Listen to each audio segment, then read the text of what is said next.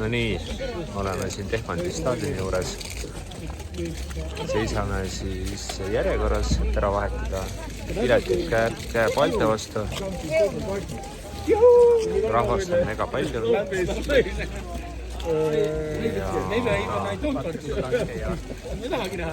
Ja ilm on päris jahe. Nii et selline lugu.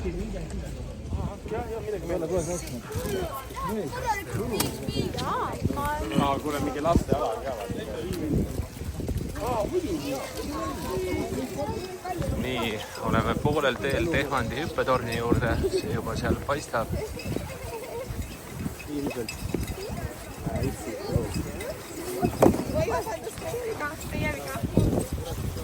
on Otto,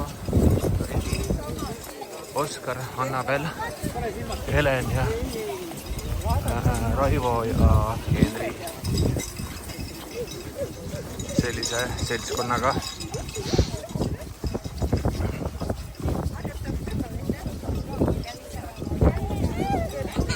Veedame siis tänase päeva.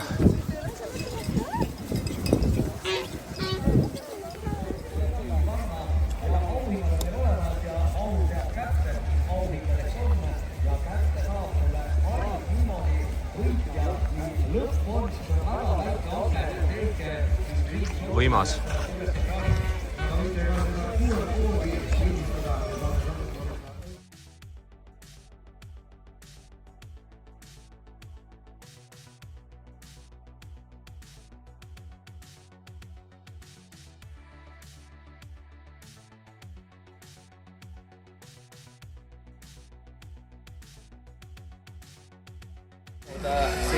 Üks maailmatarikat ka, kui nüüd on Vahur Teppani tähetund, ole hea Vahur, Hiina on sinu teema.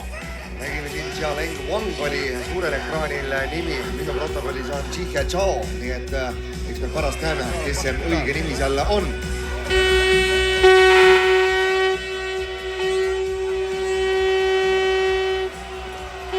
No nii, Xiaoleng Wang lendab ja tuleb selgelt parem hüpe.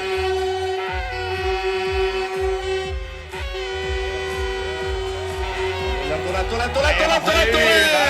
Vägevalt vana Mülleri poeg tuleb ja purutab siin Nuusaku punase joole peale, teeb suurepärase hüppe. No tänase päeva ülivõimsalt pikim hüpe, 97 meetrit. Teeme aplausi! Šveitsi mees on Pascal Müller, 97 meters.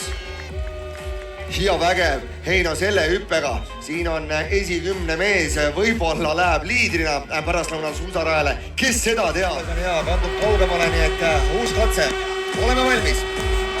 Ja tuleb. Hea publik, oleme valmis, seda hetke oleme oodanud, see võiks olla ajalooline hüppe, Kristal on õhus ja tuleb ja kannab. Ilus hüppe, rõkkab, teeme aplausi. Küll, siit tuli ilus hüppe ning Poom oli ju 6. peale alla toodud 90,5 meetrit. Üle 90 tuleb kenasti ära, nii et vaatame need punktid ka. Siit esikuuikusse on täitsa šantsina. Mega palju rahvast. Jälitama läheb Jarl, Magnus, Riiber ja siis on 18 sekundit sakslaseni ja Wendelin Tannheimer on järgmine mees, kes pääseb siis kolmandana rajale. No nii, esimesed 2 panid küll maksimumiga välja. No aga Aiger ei anna Riiberile seda 4 sekundit lihtsalt. 3. mees on startinud. Tannheimer läks. Mah on läinud. Sakslased ja 3 sakslast on juba rajale lähetatud. Espen Pörrestad läheb 34. sekundil. Ja siis numbri all 6 Thomas Rettenegger esindamas siis Austriat. Saksane Terence Weber, Julian Schmid samuti Saksamaalt. Ja Schmid ootab natuke.